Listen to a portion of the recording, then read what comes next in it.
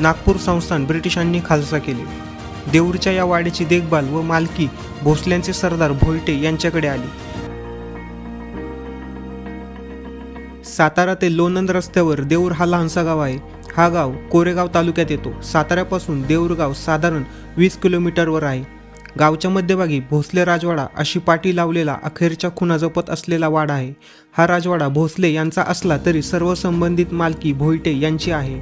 वाड्याचे मालक भोसले हे मूळचे देऊर गावचेच। या घराण्यातील रघुजीराव भोसले मुख्य होते। त्यांचे पूर्वज थोरल्या स्वामींच्या सैन्यात होते। युद्धातील कर्तबगारीमुळे पेशव्यांनी भोसलेंना बेरारच्या चौथाई वसुलीचा हक्क दिला। तेथील गोंड जमातीतील वारसा हक्काच्या संघर्षात गोंडांच्या विधवा राणीने रघुजींकडे मदत मागितली।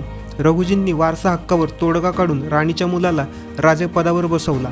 1743 मध्ये पुन्हा तेथे गृहकलह सुरू झाला। रघुजींनी पुन्हा एकदा मध्यस्थी करून एक वारसदार नियुक्त केला।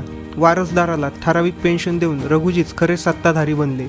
रघुजी भोसले यांची कारकीर्द 1743 ते 1755 अशी राहिली। देऊरचे भोसले पुढे नागपूरचे संस्थानिक बनले। रघुजींनंतर जानोजी भोसले, मुधोजी भोसले, रघुजी भोसले द्वितीय तसेच मुधोजी भोसले द्वितीय अशी कारकीर्द या घराण्याने पाहिली।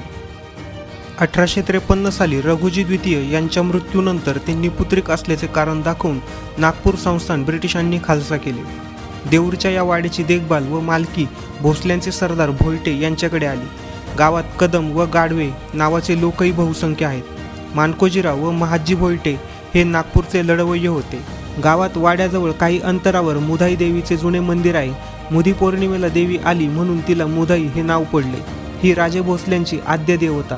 नागपूरकरांच्या संस्थानी वैयक्तिक राजचिन्हात जय मुधाई असा उल्लेख आहे। देऊर गावातील पुरातन शैलीतील विठ्ठल रुक्मिणी मंदिर हे अत्यंत देखणे आहे।